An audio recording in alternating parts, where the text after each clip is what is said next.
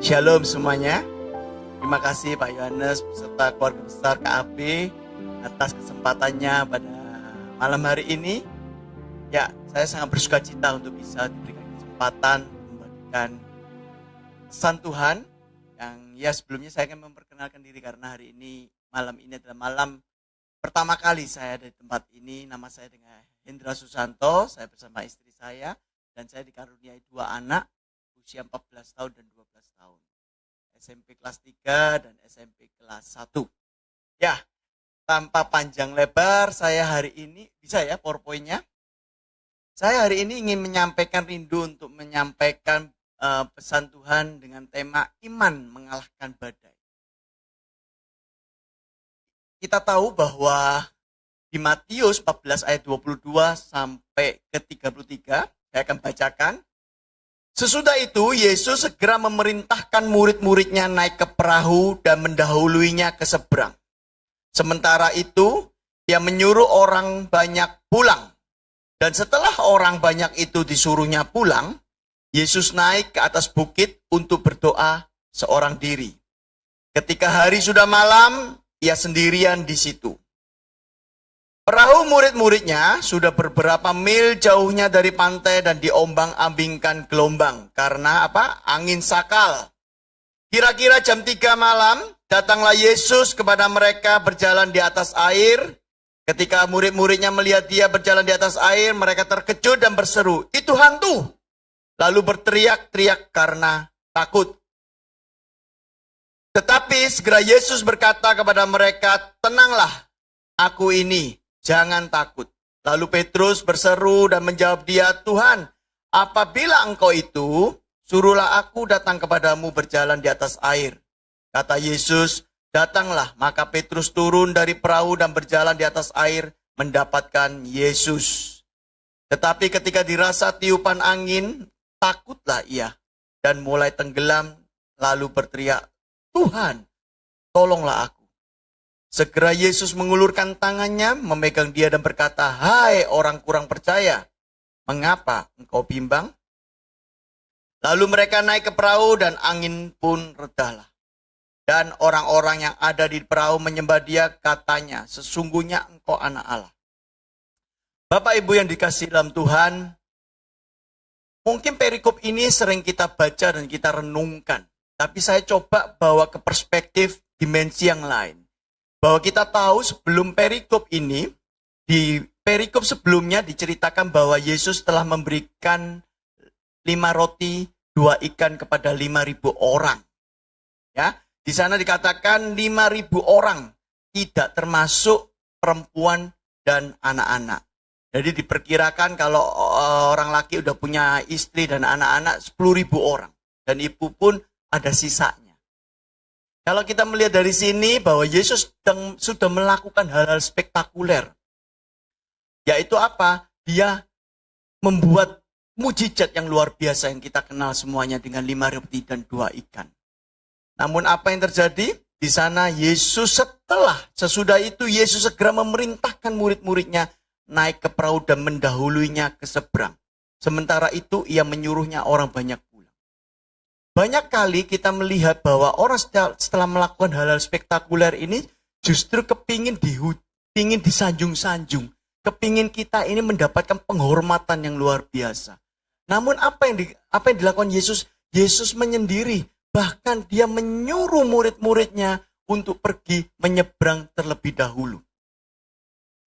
Sehingga murid-muridnya belajar satu hal yang ingin saya katakan, yaitu muridnya ini terlalu sering sama Tuhan Yesus. Jadi dia artinya sudah terbiasa melihat keajaiban Tuhan yang lakukan.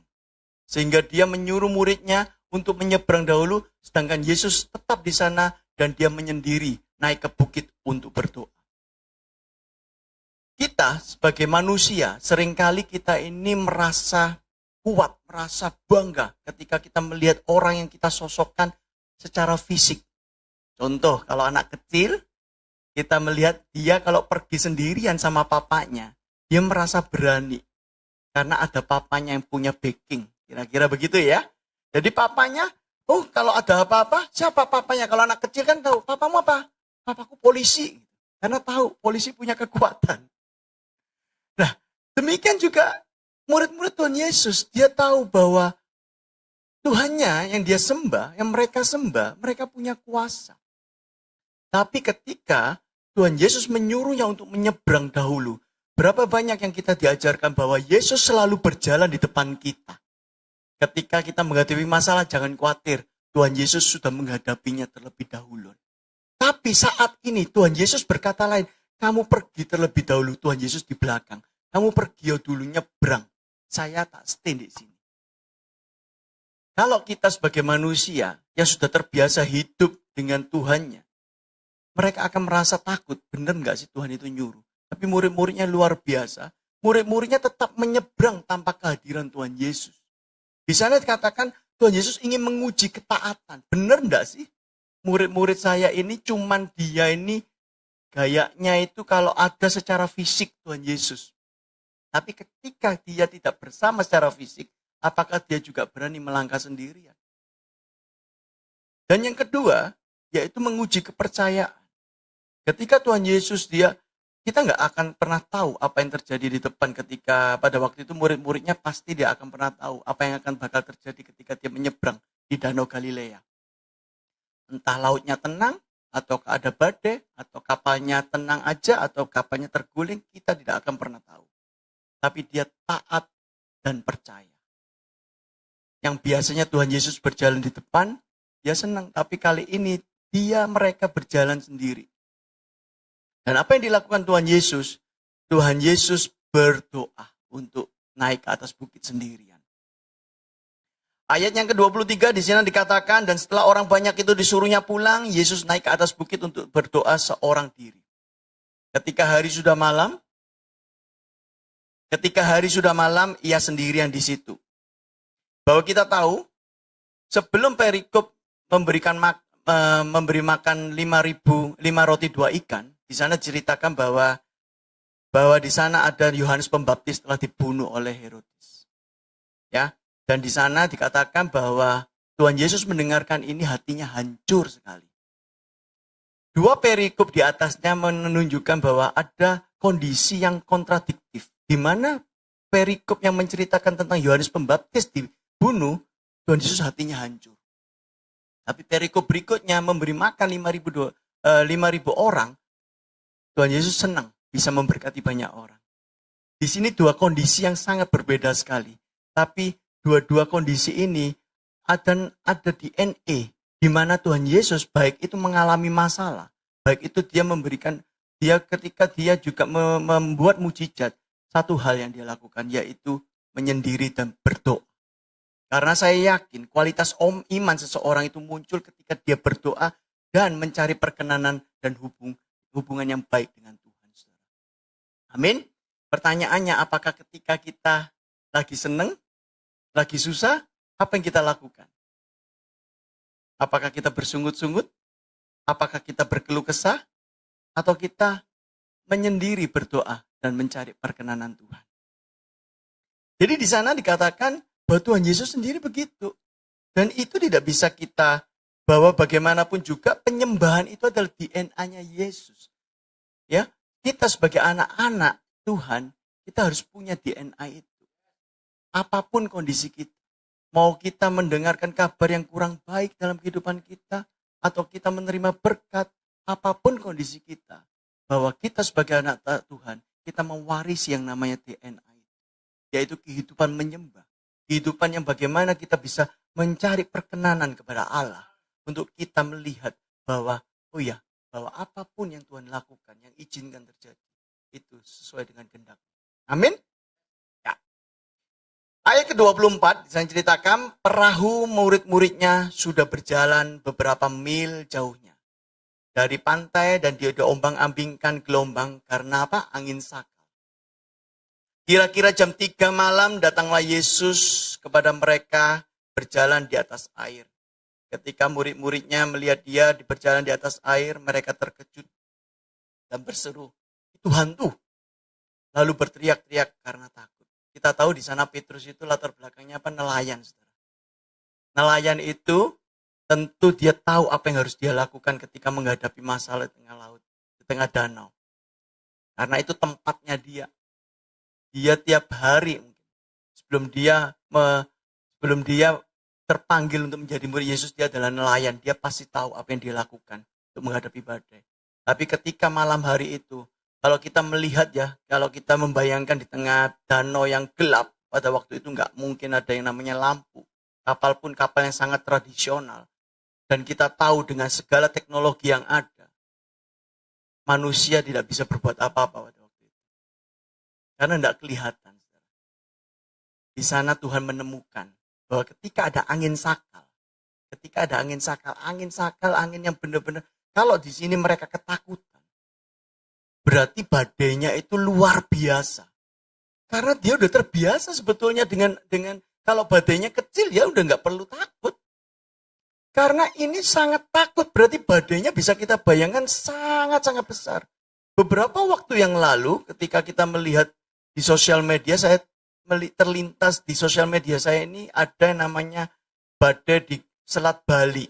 Bapak Ibu pernah lihat kemarin akhir-akhir ini di mana kapal feri di dalamnya ada truk-truk semuanya bergoyang luar biasa. Kita pada waktu tidak di sana membayangkan saja kondisi seperti itu miris, betul nggak? Untung kita tidak di sana, kan begitu kira-kira ya. Andai sampai saya ini punya teman yang ke Bali, selalu saya tanya naik pesawat apa naik mobil. Ya kan? Karena naik mobil pasti naik kapal feri, jalannya begini mending balik deh. Kan begitu. Karena kita tahu kondisi seperti itu. Kapal yang sekarang aja dengan teknologi yang luar biasa, yang sudah diperhitungkan dari segala macamnya, bisa oleng begitu ya. Dengan truk-truk yang ada, dengan isinya semuanya bisa porak-poranda. Nah, kalau kita bayangkan bahwa ini lebih dari itu, saudara. Begitu saya lihat itu, di medsos saya ini semuanya keluarnya badai semua. Badai semua karena AI dia ngelihatnya badai semua. Entah badai di tengah lautan ketika nelayan itu ngambil ikan dan sebagainya. Ternyata di tengah laut itu sangat-sangat kita nggak bisa prediksi apa yang terjadi di tengah laut. Apalagi ini ceritakan badai sakal. Angin sakal yang begitu keras. Di mana kita nggak bisa mengendalikan. Tapi apa yang Tuhan lakukan? Di sana Tuhan berjalan melihat dia berjalan di atas air. Kalau di sana tidak ada penerangan, saudara. Kalau saya bisa melihat orang itu berarti jarak pandangnya sudah pendek. Dekat sekali. Ya, dekat sekali. Tidak perlu bermeter-meter karena nggak ada penerangan. Mungkin 5 meter aja nggak kelihatan. Tapi ini dia bisa melihat bahwa itu hantu. Artinya jaraknya sudah dekat. Yang saya kagetkan di sini bahwa murid-murid Yesus ini sudah lama bergaul dengan Tuhan Yesus. Tapi kenapa dia masih mengira yang datang itu bahwa itu hantu? Artinya hantu itu berarti di pikiran mereka bisa melakukan hal-hal spektakuler juga dong. Berarti mereka pikir hantu itu juga bisa melakukan hal-hal spektakuler. Sehingga dia merasa bahwa itu yang datang hantu. Saya ini punya anak kecil, kalau hidup kita, punya hubungan yang luar biasa. Saya sama istri saya, dari luar kamar, kalau dia jalan masuk, lihat, dengar, nutup pintunya aja tahu bahwa itu istri saya. Ya, kalau ada orang lagi masak gini, istrinya masak, ada yang buka gerbang, tahu itu suaminya yang masuk. Mulai dari nutup grendel, buka gemboknya, sampai jejak kakinya, dari jauh, gampang kita melihat. Kita tahu bahwa itu suami kita, amin. Ya, pernah ngerasain gitu? Pernah. Saya ini tahu bahwa ini jejak kaki. Kamar saya itu di lantai 2. Saya dengar jejak kaki istri saya sampai ketukannya berapa itu tahu bahwa ini istri saya atau anak saya. Karena saya dekat. Demikian juga seharusnya murid-murid Yesus ini kehidupannya setiap hari bersama dengan Yesus. Kenapa ketika dia mengalami badai yang terlintas dalam pikirannya bukan Yesusnya? Karena dia merasa bahwa Yesus tadinya, dia kan suruh pergi dulu tuh. Untuk nyebrangin, mana mungkin Tuhan Yesus bisa balap kita. Kita udah berjalan bermil-mil. Ya enggak? Zaman dulu enggak ada speedboat, saudara. Enggak ada yang namanya jet ski yang bisa balap. Kalau kita melihat bermil-mil, 1 mil itu 1,85 kilometer. Artinya zaman dulu, Mereka bisa berjalan berlayar 10 kilometer kali. Tapi dia tidak merasa bahwa Tuhan punya cara yang luar biasa untuk menghampiri kita. Di saat kita tidak percaya, pikiran kita membatasi kuasa Tuhan. Disitulah Tuhan bekerja. Sekarang bayangkan dulu tidak ada GPS, saudara. Tuhan nggak tahu posisi kita di mana kalau gelap. Ya nggak? Dulu nggak ada GPS, nggak bisa Sherlock. Tuhan, saya lagi punya masalah ini, ada badai ini. Datang dong, tolong kita. Kan Tuhan Yesus baru buat mujizat. Ya nggak? Datang dong ke kita. Pernah nggak bayangin Tuhan Yesus tahu nggak posisi kita di mana? Nggak bisa tahu, saudara. Karena gelap gulita dikatakan. Dan Tuhan Yesus bisa datang menemukan murid-muridnya ketika dia menghadapi masalah. Tidak sampai kapalnya terguling, tidak sampai kapalnya terhanyut, Tuhan Yesus datang untuk menemukan kita, untuk menyelamatkan kita. Amin. Jadi percayalah bahwa apapun masalah kita saat ini, saya percaya jangan pernah meragukan Tuhan. Kita lebih membesar-besarkan kuasa hantu daripada Tuhan. Karena manusia ini pada hakikatnya, kalau kita menerima berkat, kita ini lupa sama Tuhan. Karena kita berkat kecil, itu biasanya ada yang saudara namanya hoki. Berkat kecil itu kita lupa untuk mengucap syukur. Kecuali berkat besar yang tiba-tiba yang tanpa kita pikirkan datang, biasanya orang mengucap syukur. Tapi berkat, terutama kita bangun pagi, bisa bernafas, hidup enak, bisa dilewatkan COVID kemarin. Kita lupa untuk kita mengucap syukur. Tapi ketika punya masalah sekecil apapun, kita mesti bersungut-sungut sama Tuhan. Jadi kalau kita takar antara kita mengucap syukur dengan bersungut-sungut, ini lama-lama mengecil. Jadi kita bersungut-sungut memperbesarkan masalah yang dihadapkan dengan memperkecil berkat yang Tuhan berikan kepada kita. Ini enggak seimbang, saudara. Sehingga dalam pikiran kita selalu akhirnya terbatasi oleh pikiran. Sehingga kuasa Tuhan tidak bisa masuk. Tuhan punya segala cara. Di atas segala apa yang kita pikirkan, tidak pernah kita lihat, tidak pernah kita dengar, tidak pernah muncul dalam hati kita. Tuhan punya rencana, saudara. Ya, jadi banyak Tuhan bisa membuat mujizat dan berkat. Itu yang kita sering membatasi pikiran kita. Di sana Tuhan datang tiba-tiba bukan cuman untuk, ya pada waktu itu murid-murid Yesus melihat hantu. Saya kalau jadi Tuhannya, saya ini, wah kamu ini kurang ajar ini. Kamu padahal tiap harinya itu lo ngumpul sama saya. Belum mosok kayak saya ini dibandingkan dengan hantu, ini kebangetan sekali kan kira-kira begitu. Tapi inilah yang namanya manusia, saudara. Pikiran kita nggak bisa untuk menjangkau apa yang kebesaran Tuhan. Ya, Tuhan bisa menemukan kita dimanapun kita berada. Percayalah. Kadang kita tersesat di tengah jalan. Percayalah, Tuhan menemukan kita. Karena kuasa Tuhan tidak terbatas. Saudara. Ya, di tengah danau aja Tuhan bisa nemuin mereka murid. Asalkan apa? Kenal dulu pribadinya. Kenal dulu siapa Tuhannya. Kalau kita kenal Tuhan, Yesus tidak akan membiarkan sampai perahu yang kita naiki terguling, terhanyut. Amin. Ya. Jadi di sana katakan ya kita harus punya yang namanya ketakutan itu dipengaruhi oleh pikiran sehingga memperkecil iman percaya kita kepada Tuhan Yesus. Amin. Ya. Kita ayat ke-27. Bisa dibantu? Ya. Tetapi Yesus segera berkata kepada mereka, ini yang saya senang, tenanglah, aku ini, jangan takut. Kalau kita lihat di King James, ya, di sana dikatakan be of good cheer. Artinya bersukacitalah. Bersukacitalah, jangan ragu, jangan takut. Karena Tuhan pasti menemukan kita dimanapun kita berada.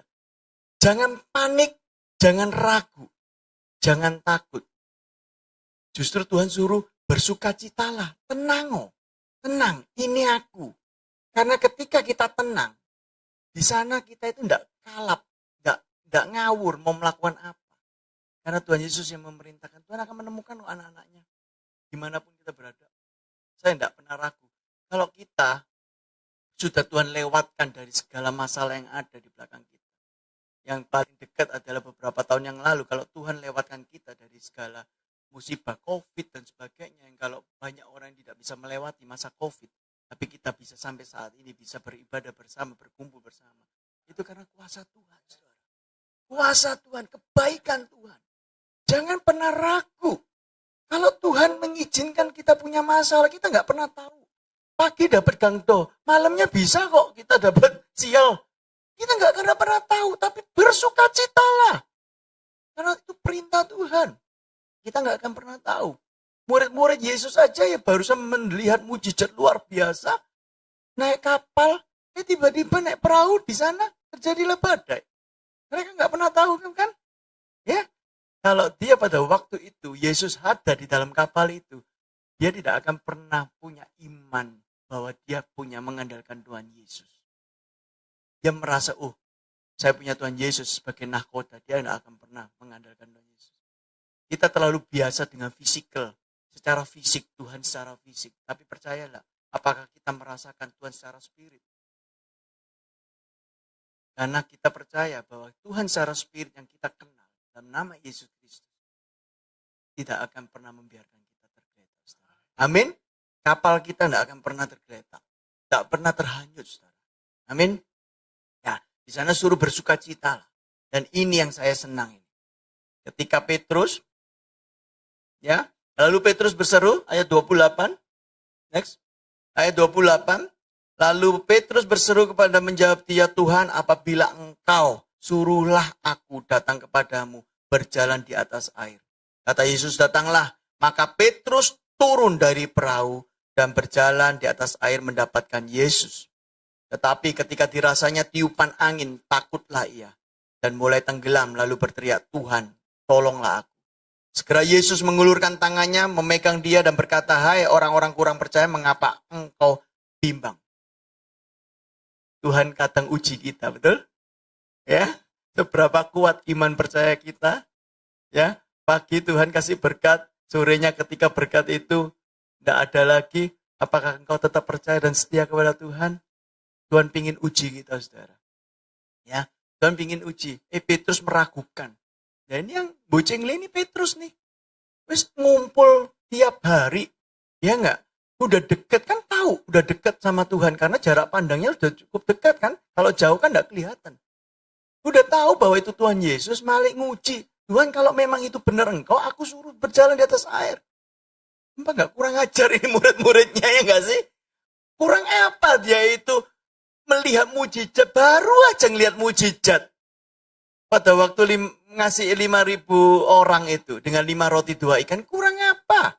Baru ngelihat dia hadir loh pada waktu Tuhan bikin mujizat. Tapi sekarang dia ngeraguin lagi. Nah, itulah manusia. Kita ini sering mendapatkan mujizat, Bapak, Ibu, Saudara. Tapi kita sering juga meragukan kuasa Tuhan. Ya, kurang percaya apa? Masa sampai Tuhan, ayo kamu datang kepada saya. Untuk kamu bukti. Berapa banyak bukti yang Tuhan sudah lakukan. Untuk meyakinkan kita bahwa dia ada. Mujizatnya tetap ada. Tapi ketika kita menangkap mujizat itu, berkat itu, iman kita itu kadang goyang. Ya, saya ini sering melihat bahwa iman itu seperti kalau kita ke mall, di mall itu kalau kita di luar, kalau sekarang Surabaya panas sekali ya, kita tuh lihat mall itu begitu kita lihat dalamnya tuh sangat bagus, indah, terang. Ya, kalau kita misalnya di Galaxy Mall nih, di luar gelap, di dalam itu Sogo ini terang banget. Dengan pernak-perniknya Sogo dan sebagainya. Kita ini kepingin, betul nggak sih? Secara visual aja lebih menyenangkan suasana di dalam. Tapi karena kita anggap aja kita ini gaptek loh. Kok pintunya tertutup ya kira-kira ya. Pintu kacanya tertutup. Jangan-jangan memang tutup ini. Tapi di dalamnya banyak kehidupan. Enak. Ada orang lalu lalang. Nggak mungkin tutup lah. Nah, keraguan-keraguan mulai muncul. Kita mau masuk tapi kok pintunya nutup. Nah, iman membuat kita ini bisa berjalan. Walaupun pintu kelihatan tertutup. Tapi langkah demi langkah. Kita tahu penyertaan Tuhan luar biasa. Begitu tepat di depan pintu setengah meter. Pintunya terbuka. Amin. Apa yang kita bayangkan sebelumnya, yaitu keindahan, rasanya dingin banget di dalam menerima sukacita. Bayangkan kalau pikiran kita terbatasi oleh pikiran kita. Saya kalau maju terus akan terbentur, saya cilaka lah. Saya kalau maju terus, percuma saya jalan jauh-jauh, ngeliat di sana tutup kok. Mungkin saya ini nggak layak. Yang layak itu orang-orang di dalam situ. Saya ini nggak layak mungkin untuk masuk ke dalam shopping mall itu. Saya nggak layak. Tuduhan-tuduhan itu yang sering kita terima. Saudara. Sehingga kita tidak bisa melangkah maju untuk melihat pintu yang Tuhan sediakan terbuka. Mata jasmani kita mungkin melihat pintu tertutup. Tapi karena iman, karena kita berjalan dengan Tuhan Yesus satu persatu. Ketika pada waktunya, sebelum terbentur kepala kita, pintu dibuka. Amin? Amin?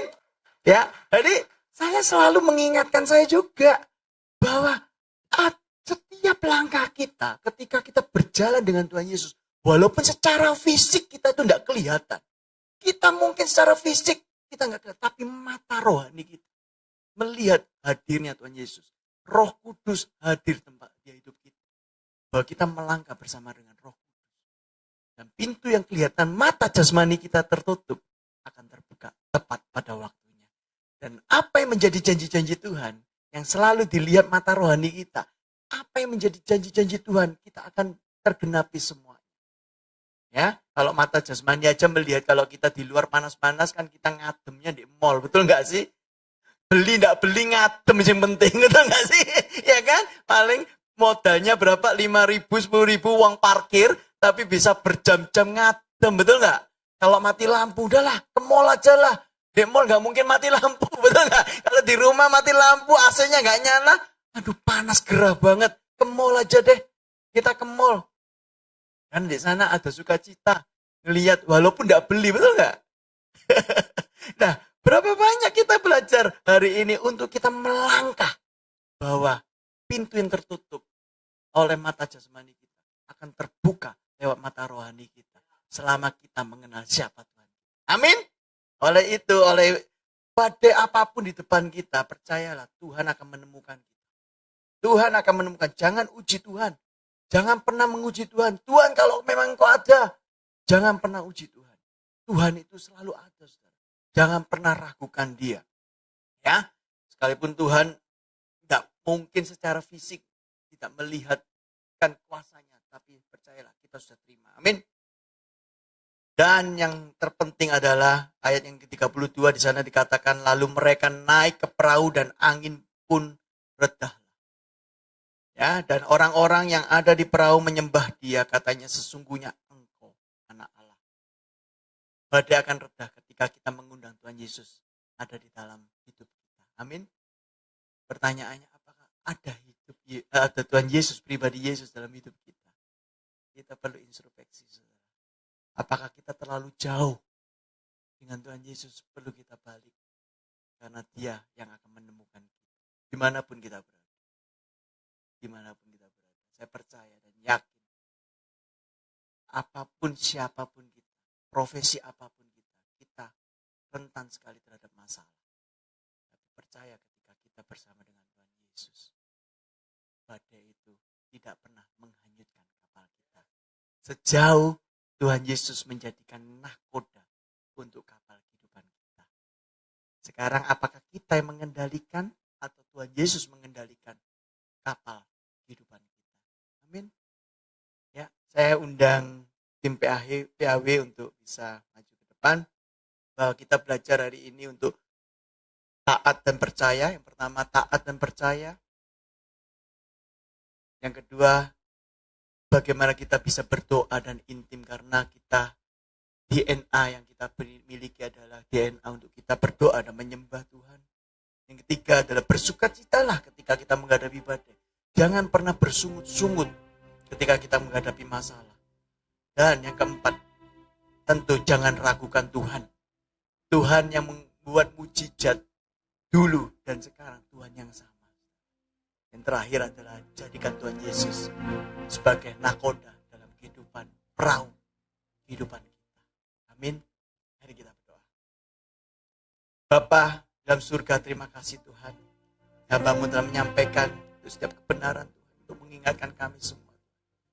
Kami mengundang Engkau untuk masuk dalam kehidupan kami Tuhan. Ampuni kami kalau kami meragukan Engkau. Ampuni kami kalau kami mulai Tuhan melihat kuasa-Mu itu mengecil Tuhan. Ampuni kami kalau kami mulai tidak percaya Tuhan atas kuasa-Mu yang ajaib. Ampuni kami untuk kami kalau kami ragu Tuhan akan Engkau Tuhan. Kami percaya Tuhan, tetap percaya Tuhan bahwa Engkau hadir Tuhan. Engkau menemukan kami Tuhan Yesus dimanapun kami berada. Ketika kami tersesat pun Engkau menemukan kami Tuhan. Ketika Engkau Tuhan kami mulai ragu, Engkau menemukan kami Tuhan Yesus. Terima kasih Bapak. Biarlah kami berjalan dengan Engkau Tuhan. Mungkin mana mata manusia kami ini melihat pintu itu tertutup Tuhan. Tapi kami percaya Tuhan, Engkau membukakan tepat pada waktunya. Tidak akan membiarkan mata kami atau kepala kami terhentak. Tapi Engkau Tuhan membiarkan kami terus berjalan Tuhan. Melihat bahwa janji-janji-Mu ada di depan kami Tuhan. Bahwa janji-janji-Mu itu ada di depan kami dan itu Tuhan yang membawa kami Tuhan untuk kami makin yakin melangkah bersama dengan Engkau. Terima kasih Roh Kudus. Terima kasih Bapa. Biarlah kami belajar untuk kami semakin dewasa Tuhan. Biarlah kami belajar untuk kami Tuhan. Belajar tempat ini Tuhan. Kami gak bisa berjalan sendirian Tuhan. Terima kasih Roh Kudus. Hanya di dalam satu nama Tuhan Yesus. Kami berdoa dan mengucap syukur.